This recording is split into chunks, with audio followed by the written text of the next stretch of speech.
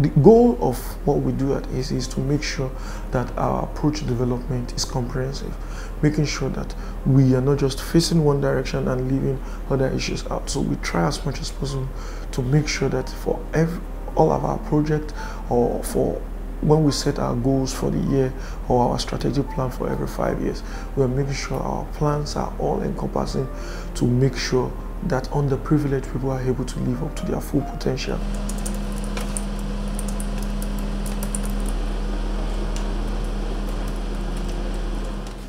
So this is where a lot of our important projects happen, and these are the people behind most of the big things that we do that you see all over the place. And this is Winifred. Winifred leads our Salvos project. She was also in charge of our family planning program, which is still on, so I should say she's still in charge of our family planning program for young people. And Pt.2, who is interning with us, actually leads our work on persons living with disabilities.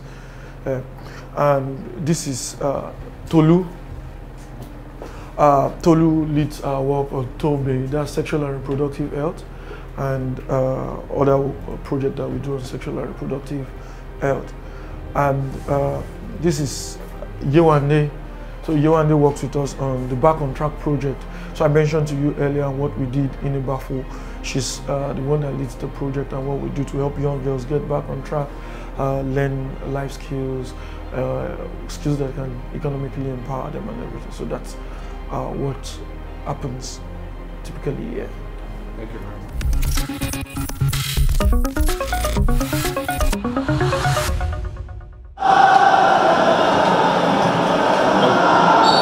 It's a free kick against Manchester United.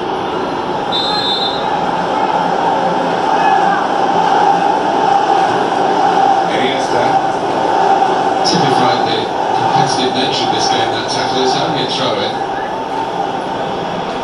Neymar.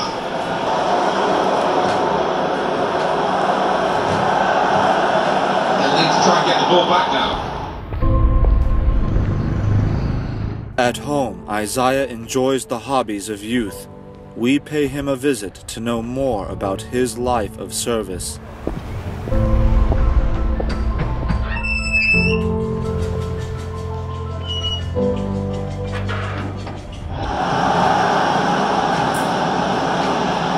Sergio Roberto, building steadily here, keeping possession.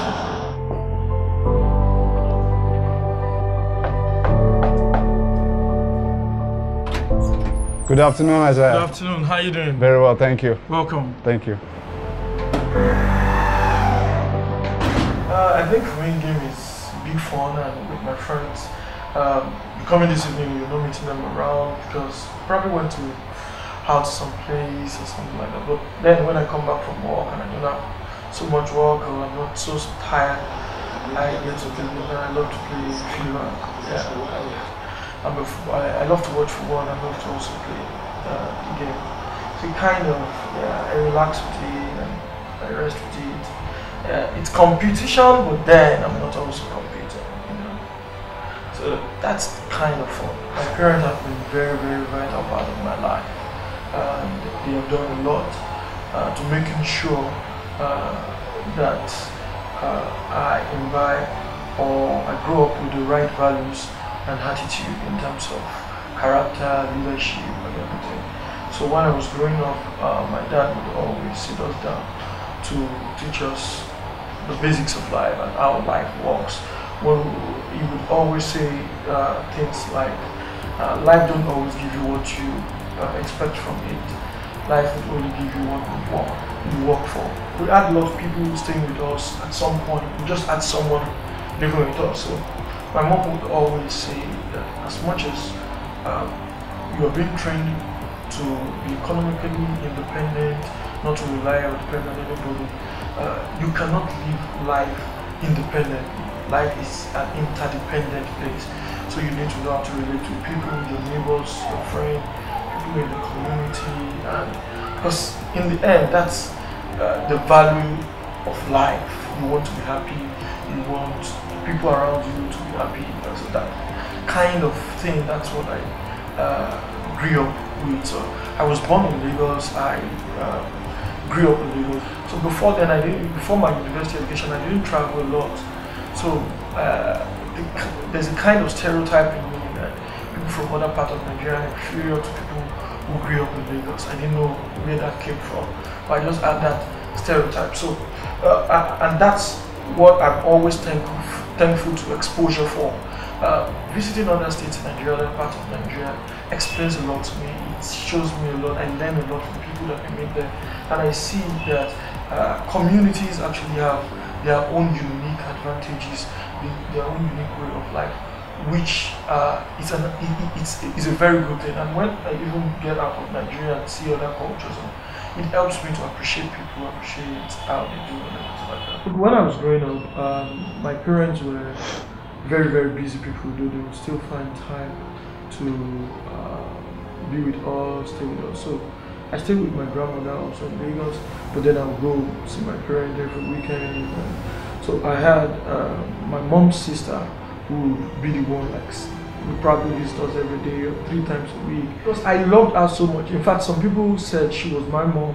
One morning, no, I think it was afternoon, one of the guys living with us called me. He said, they don't want you to know this at all because they know it probably affect you in school and everything like that. But then I'm sorry to tell you that we lost Nigeria this morning. That was pretty much very sad to me. I think losing my hand at that age or at that time contributed a lot to my passion for helping people live to their full potential and making sure that families around or people around individuals don't lose their loved ones or people around them to sudden death. Because like so many diseases today that kill people every day, week in, week out, every other second, they're actually very, very preventable. Then, it was so sad. Now imagine if my hand was just my mother and then she was the only thing I had to sponsor my education. A lot of people lose their parents, their guardians, wards every day to preventable diseases like this, or to diseases they probably didn't go to the hospital to do checkup for. A lifelong Manchester United fan, Isaiah never knew where his selfless service would take him.